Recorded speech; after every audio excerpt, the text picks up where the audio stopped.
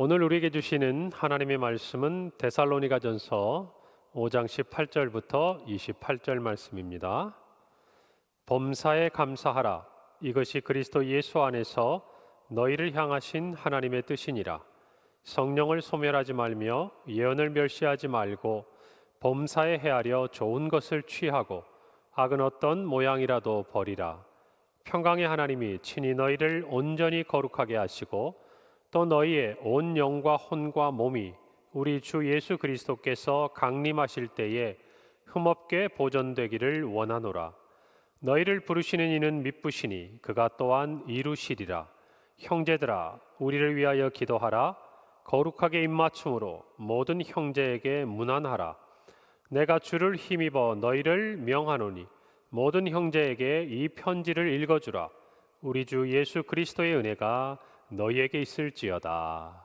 아멘. 할렐루야. 사랑하는 성도 여러분, 설 명절 잘 지내고 계십니까? 우리 평강의 성도들 그리고 사랑하는 모든 가족들에게 예수 그리스도의 이름으로 그리고 평강으로 문안합니다. 지난 한 해 하나님이 은혜를 주셨고 또 이처럼 새해를 맞이하고 온 가족이 한자리에 있는 참으로 좋은 시간 함께 예배함이 얼마나 큰 기쁨이고 감사인지 이 시간 예배에 참여하는 모든 분들 또한 저와 같은 마음이라고 생각을 합니다. 지난 한 해도 인도하신 하나님께서 또 2025년 새해에도 우리 모든 가족들의 건강과 또 자녀들과 또 하는 모든 삶의 터전 위에 은혜를 주실 줄 믿습니다. 오늘 한 가족이 이렇게 모여서 예배하는 자리, 특별히 우리 모두 범사에 감사하는 가정이 되기를 원하는 마음으로 오늘의 귀한 말씀을 나누고자 합니다. 오늘 본문은 데살로니가전서입니다. 사도 바울이 데살로니가 교회에 보낸 편지를 말하는 것이죠.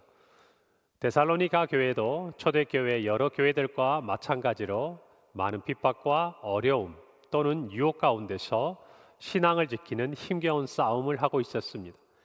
그래서 그들은 누구보다도 예수 그리스도께서 이 땅에 다시 오실 날을 사모하던 사람들이었죠. 사도 바울은 그들에게 오늘 본문의 말씀을 통해서 이렇게 권면하고 또 전합니다.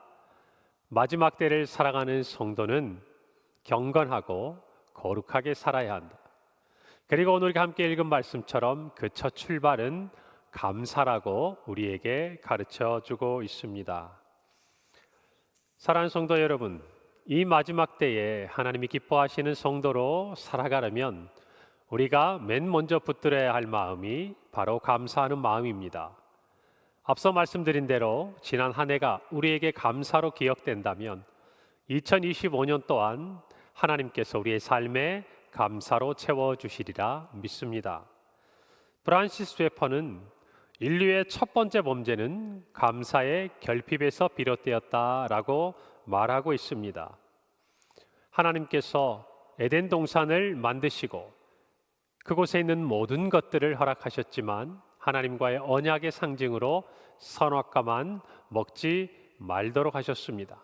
그러나 감사를 잃어버리고 어느 순간 주신 모든 것을 누리고 있는 그 은혜는 생각하지 못하고 하나님과 언약의 징표로 하나님이 금하신 그 선악과에 욕심을 내는 순간 인간의 죄가 비롯된 것을 우리 모두는 알 수가 있습니다. 그래서 감사는 우리에게 참으로 중요합니다. 반대로 말하면 감사를 잃어버리고 감사하지 못한다는 것은 참으로 불행하다라고 이야기할 수 있습니다. 여러분, 감사란 어떤 의미를 가지고 있을까요? 제가 언젠가 감사의 정의를 찾다가 참 마음에 드는 한 구절을 발견했습니다. 감사란 받은 것을 받았다고 하는 것이다. 여러분, 너무나 당연하지 않습니까? 그런데 이 땅을 지나가면서 우리가 생각해 보면 우리가 받은 것조차 받았다고 감사하지 못하는 것이 얼마나 많은지 몰라요. 오늘날 가정이 깨어지고 많이 힘든 여러 사람들의 삶을 봅니다. 분명히 부모님께서 자녀들에게 주신 것이 있고 자녀들은 또한 그것을 받았습니다. 반대로 또 자녀들이 부모님께 드린 것이 있고 또한 부모도 자녀에게 받으신 것이 있습니다. 그런데 그 모든 것을 우리가 받았다고, 고맙다고, 인정하고 감사하지 않으면 주고받은 모든 것들이 빛을 잃게 된다는 것을 저와 여러분은 알 수 있다는 것입니다. 오늘 말씀은 감사하는 것이 하나님의 뜻이다라고 말하고 있습니다. 왜 사도 바울은 데살로니가 교회에게 그리고 성도들에게 감사하는 것이 하나님의 뜻이라고 말하고 있을까요?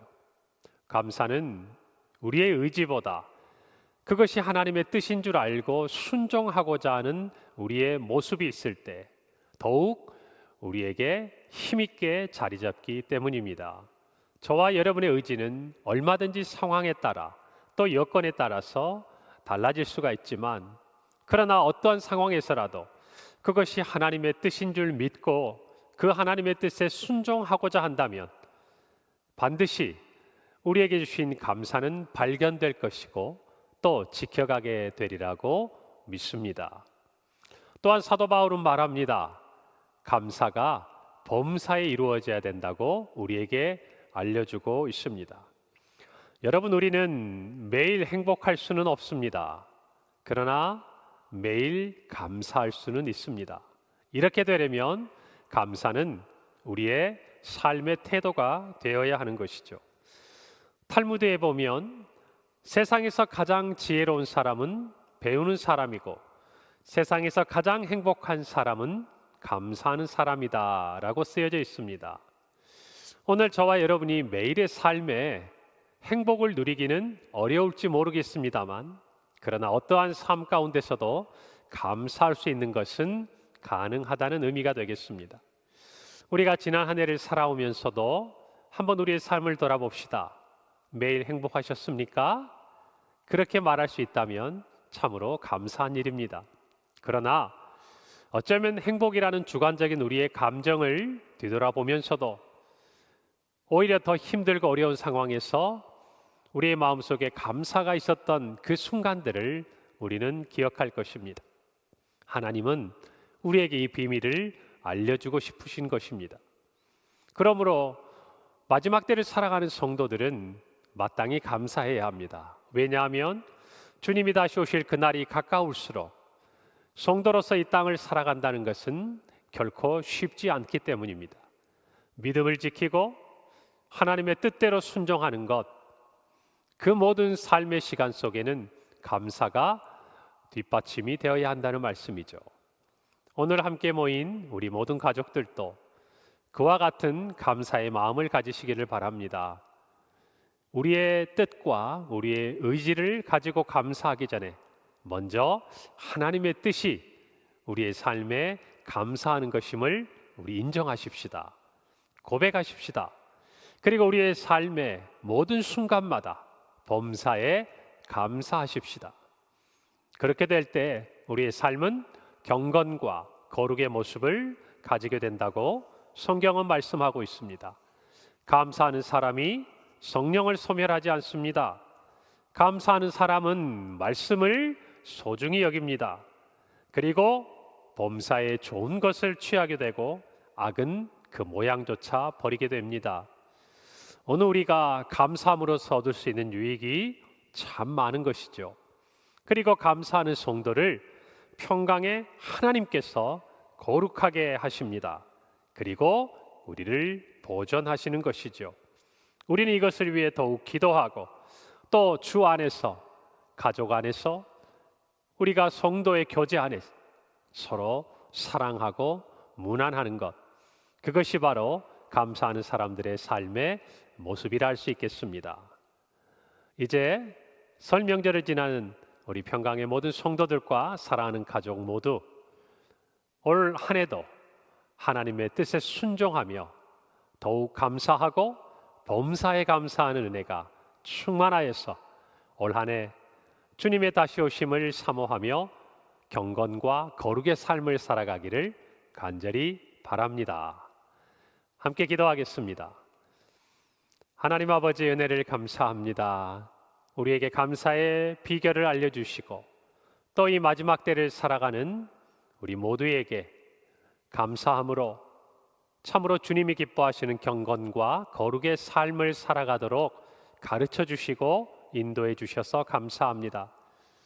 그동안 떨어져 있다 만난 사랑하는 모든 가족이 모여 하나님 앞에 예배하는 이 시간, 하나님께서 하늘 문을 여시고 모든 평강의 가족들, 그들의 삶의 자리에 은혜를 더하여 주시고 오늘 이 말씀처럼 하나님의 뜻인 줄 알고 범사에 감사하며 범사에 헤아려 좋은 것을 취하고 악은 모양이라도 버림으로 마지막 때를 살아가는 성도의 아름다운 삶을 살도록 우리 모두에게 은혜를 더하여 주옵소서.